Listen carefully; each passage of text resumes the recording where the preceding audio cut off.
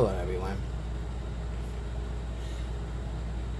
The other day, I was talking to Sane and Nsane, who, on my domestic violence live, had me read her story. Her ex, for those that do not know, you can go back to that live, and I believe she was the opening part of that, or me reading her email. She was in chat. Because of her domestic violence situation and everything that she is going through, she has not been able to come on panel. But as soon as her ex has his final court date and goes through that whole process, she will be on panel. I just don't know when, because they keep moving things up, and it's a total mess. But for those listening now that doesn't know her story, you can find that on one of my domestic violence lives that I did. So I had asked her to send me an email, even though we pretty much talk daily. But I asked her to write everything out in an email that I could read on here as an update of her current situation, dealing with her ex's family, some things that she's dealing with now in her family, and her own health-wise, and basically what it's been like for her for life after domestic violence. So she did. It took her a little bit, and after reading this, I totally understand why it took her a little bit. I mean, in our text messages and stuff, she has said a little bit here and there, but in an email it kind of puts it all together, and it has a huge impact. So there is a trigger warning that's going to be attached to this, even though she's not discussing the things that had happened to her, the mutilation, the broken bones and stuff like that. She hasn't gone into any of that in this email. But I am putting my Cash App in the description. So if anyone wants to help her get some food, and you'll see why when I read this, if anything is sent, then I will forward that to her. Her ex's family got a hold of her Cash App card, and they did a whole bunch of stuff to it. I'm not going to go into details because that is her personal stuff.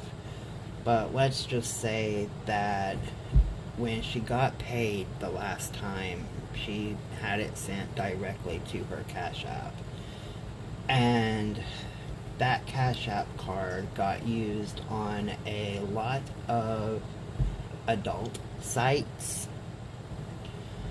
and it ended up getting canceled by, it's a good thing it got canceled. But yeah, her whole check went to adult sites, and not by her doing at all. Her ex still had the Cash App app on his personal phone, and he released his stuff to his brother.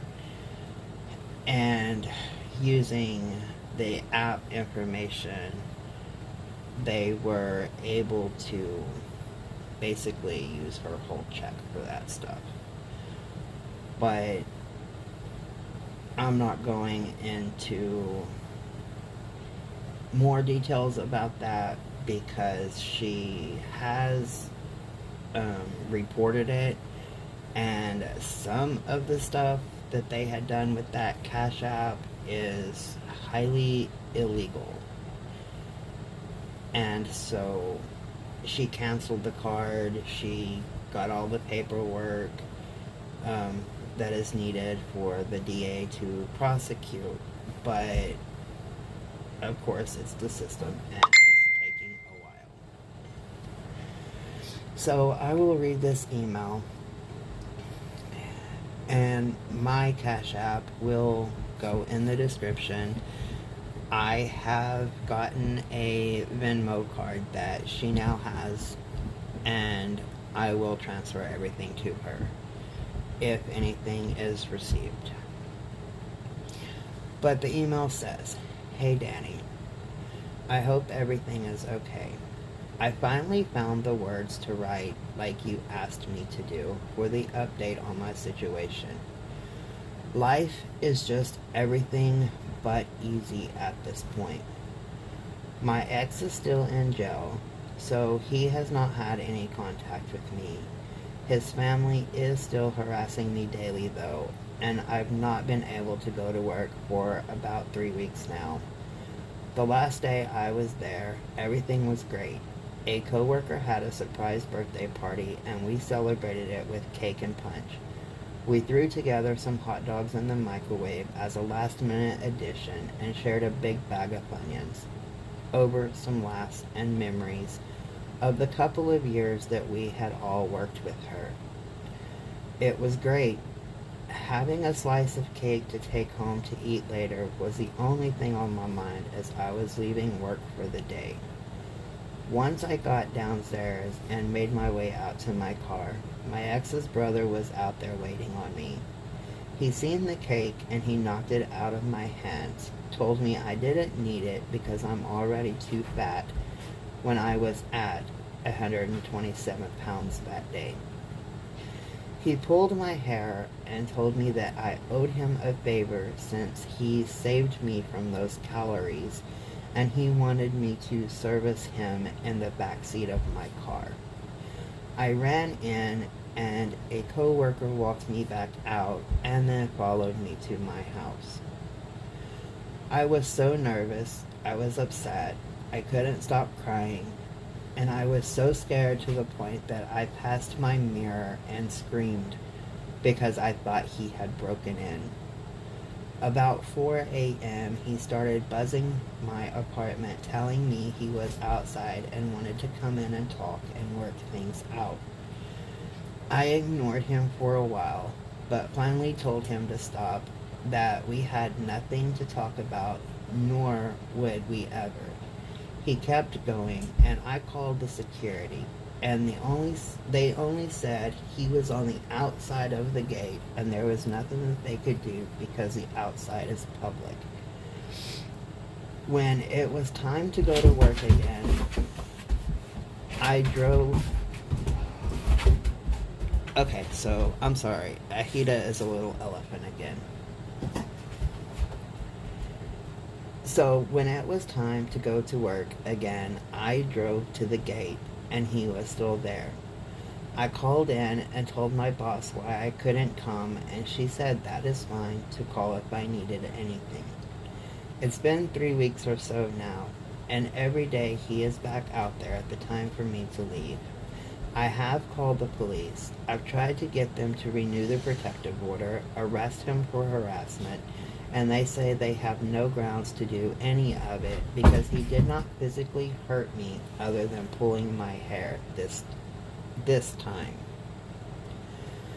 Their sister and his mom has even been calling me, begging me to drop the charges against him for mutilating me, beating me, raping me, and all that stuff I have mentioned before. They keep saying that they are sure he didn't mean any of it and that he will do better if I just take him back. My family has all walked away from me as well now.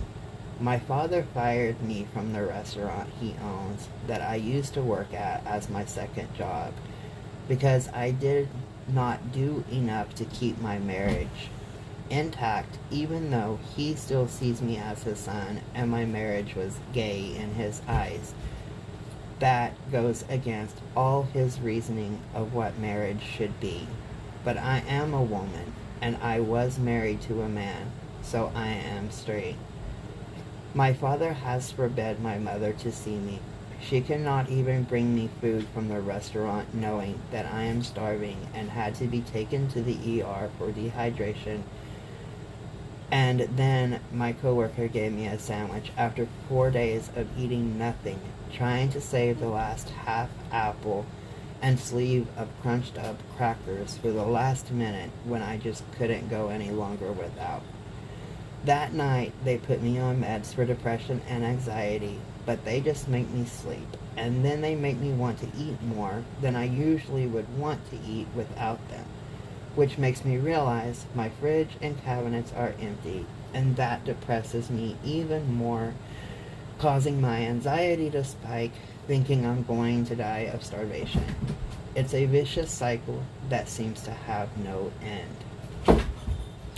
I had a minister come visit me the other evening, and even though I am not religious, I enjoyed the company, and we talked for about an hour.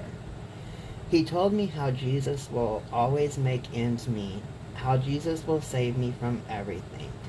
And when I asked him if Jesus was going to save me from starvation, he told me to pray about it. So that is exactly what I did. Dear Jesus, you put this man in front of me.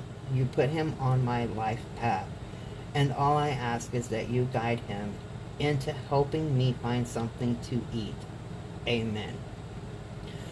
Well, after that prayer, the minister got up, excused himself, and left. He left in his expensive car, in his nicely pressed suit and tie, and his Rolex on his wrist, and a large expensive ring on his finger. He left me sitting here hungry, wondering if my ex's family is going to get to me, trying to navigate through these new meds. He left me without my prayer being answered, and he took the one Tootsie Roll I had in the empty candy dish on his way out. It's just a Tootsie Roll, I keep reminding myself, but to me, that one Tootsie Roll was going to be for my breakfast, my lunch, and my dinner the next day. That Tootsie Roll was everything to me at that moment. I guess through all of this, I have actually realized that the little things, or what the little things in life are. How impactful tiny things are that others do not take into account in their daily lives. I have also realized just how important some people can be and how much strangers can become family.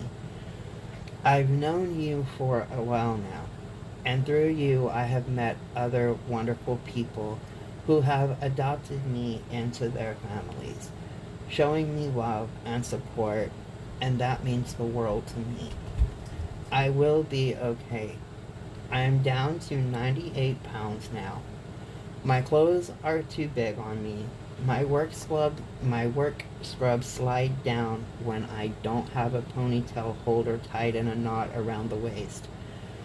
But I wake up every single day grateful for the life I have, even if I can't leave my house to do the basic things that I used to take for granted. I'm going back to work next week. I have to. I can't keep going like I am. I will be walking those 9 miles to and from work until I can get a check to get gas. I won't be able to eat one meal while I am at work, so that is something to look forward to. I really want to express my thanks to you, Danny. You have helped me get through so much pain and suffering, You have been my beacon of light when my world is filled with nothing but darkness. You have guided me into trying to overcome this depression and anxiety, and because of you, I accepted the medication that is supposed to be helping me with that. You have helped me in so many ways, including introducing me to the wonderful people that light up my life every time I enter that one chat room. People that give me hope that tomorrow will be better than today, and people that lend me their strength when I cannot find my own.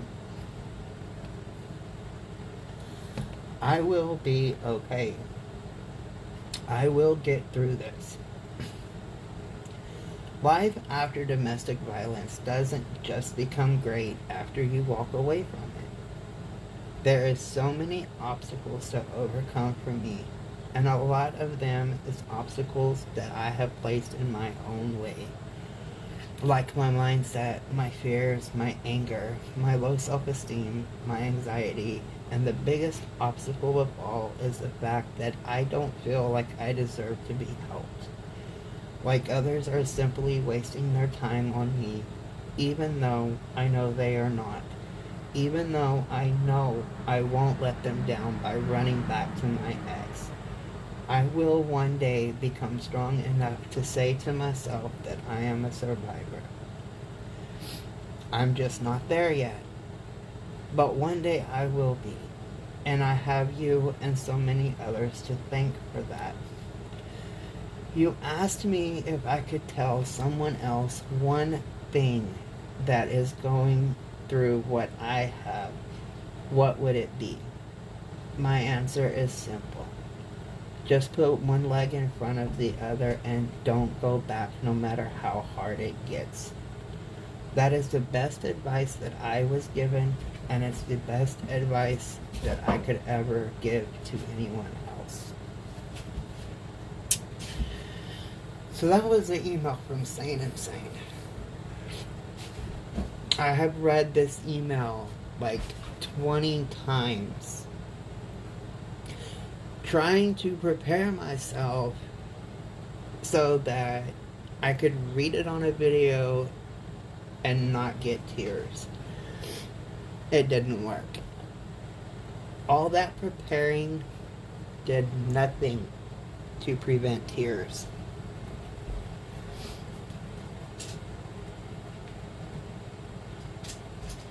There is so much going on in her life, and she is a remarkable young lady. Even though she cannot see her own strength at this point, I can see it. I can feel her pain and her suffering in every word that she wrote. But she still found the strength to write it because I asked her to. And I don't know if writing it all out was a good therapeutic kind of thing for her to do or not. I mean, she knows what she lives with. She knows what she's been through. But her courage to speak up and tell the world her story, even if it is just in emails, because for her safety, she can't really do it any other way right now.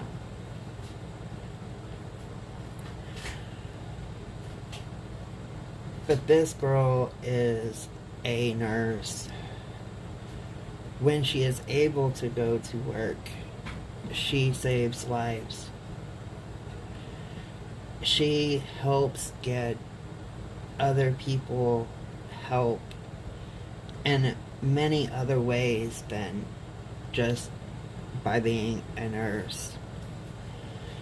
Domestic violence victims come into that hospital, she said, at least 5 or 6 times a week. And she is able to talk to them and tell them that help is available out there.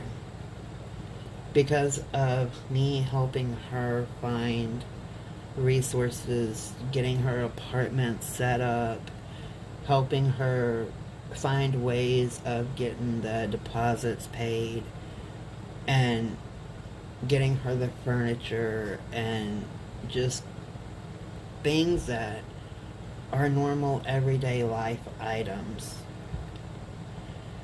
She has been able to help other people with those same resources in her town. Because I was able to find that stuff for her. She has been able to go back to those places with other women, young girls, and also get them set up with different things. This woman is truly an angel that is walking on this earth. She is living with the torment of her ex, his family, her family, society in general, because she is a trans woman. She lives with the transphobia in her town. She lives with the societal hate for the community. And she pulls through every single day. Her story, as sad, as horrific as it is truly an eye-opener for many. Her story is helping save other people from what she went through so that they don't have to go through that. Because every person that hears any part of her story, there is no way that anyone can forget it. So when they have to go through something, they can remember her. When they see somebody going through something, they can remember her. They remember her story, and they can say, if she did it, I can do it. This is a remarkable young lady. And even though she cannot see that herself, I am here to tell her daily that she is valid, that she is loved. So, if anybody wants to help her, my Cash App is going to be in the description. And every penny that is sent, I will send to her. If something comes in by this weekend, I'll probably just drive down there, go with her to the store or something, so she can at least feel safe for a little bit while she's out getting some stuff that she needs. But there is her story. So if anybody wants to put some comment below of encouragement, of love for her, just to help her get through the next few days and next week when she opens that door and she has got to go back to work. Some encouragement, some strength, anything. Every message, every comment will help. It really will. So Sane and Nsane, You got this, girl. You got this. You may not understand it at this moment, and you putting all of your own obstacles in your way. I understand that. But I'm here today to tell you that you got this, and I will be here tomorrow and the next day and the next day to tell you the same thing. You got this, girl. Keep moving forward. Much love, everybody.